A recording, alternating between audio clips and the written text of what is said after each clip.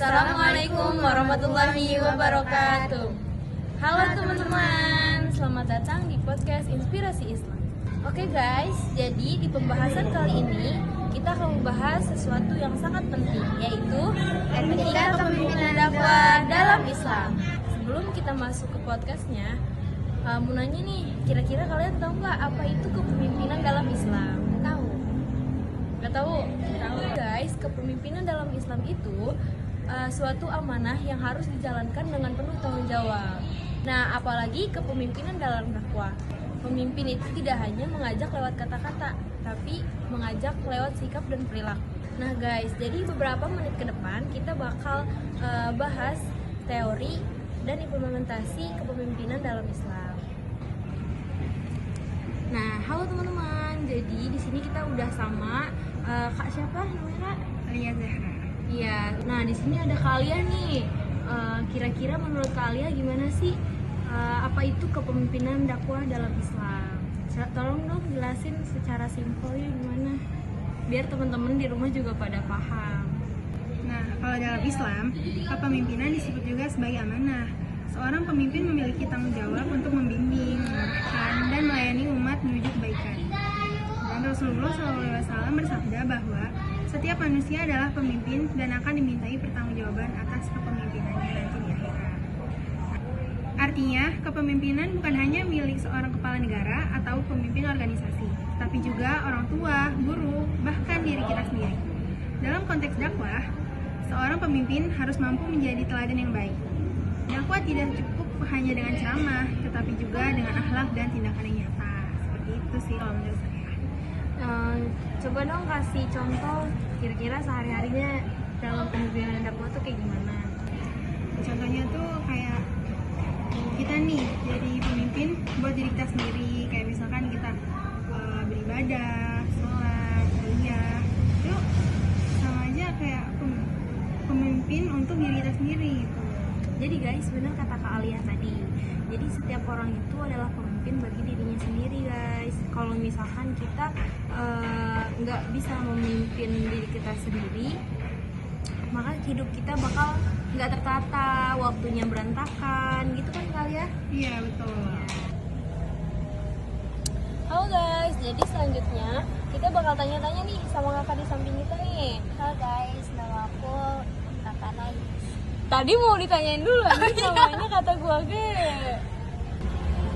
Halo guys, nah jadi kita bakal tanya-tanya nih sama kakak-kakak di samping kita. Halo teman, Siapa kan namanya kak? nama aku Nais. Halo Kak Nais. Udah skip dulu. Jadi apa aja sih kira-kira kak sifat-sifat yang harus dimiliki sama seorang pemimpin? Nah, yang pertama itu ada sifat sidik.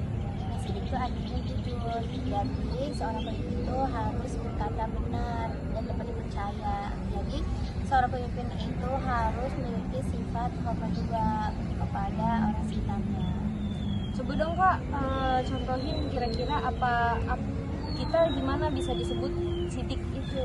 Jadi kita tuh kayak kita harus berkata sesuai faktanya. Kita jujur apa adanya. Kalau contoh kepemimpinan sesuai sifat sidik itu gimana contohnya kak? Tadi kan contohnya, nah jadi seorang pemimpin yang bertanggung jawab atas perkataannya dia. Misal dia melandaskan dalil.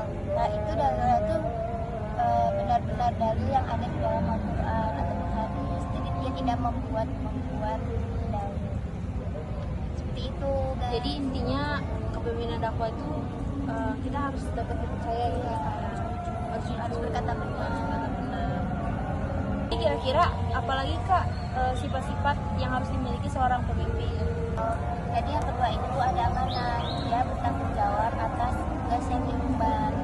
Jadi dia itu menjalankan sesuai apa yang harus dia jalankan, tidak menyalahgunakan apa jabatan ataupun kekuasaan yang dia miliki.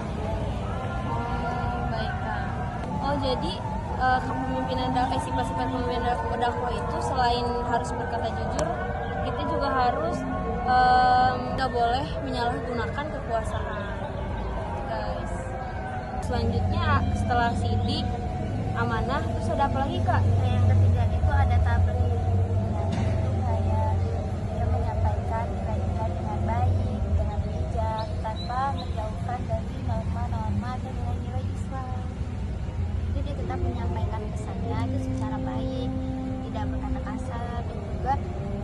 bukan dari nilai-nilai Islam.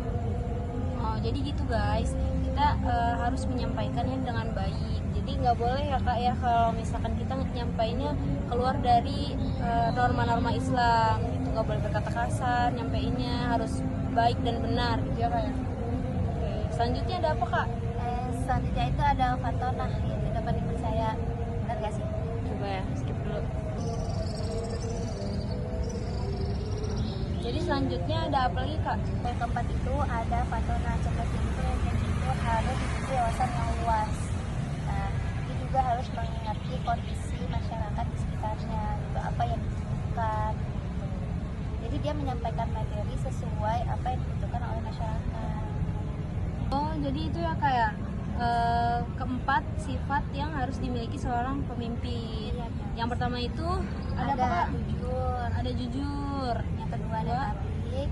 Yang ketiga ada amanah. Dan yang keempat ada fatonah. Oke guys, terima kasih sudah menonton podcast hari ini di Inspirasi Islam. Jangan lupa simak baik-baik teman-teman. Semoga dengan podcast ini kita dapat Mengambil nilai-nilai positif dan yang dapat diimplementasikan ke kehidupan kita dan teman-teman. dadah. Assalamualaikum warahmatullahi wabarakatuh.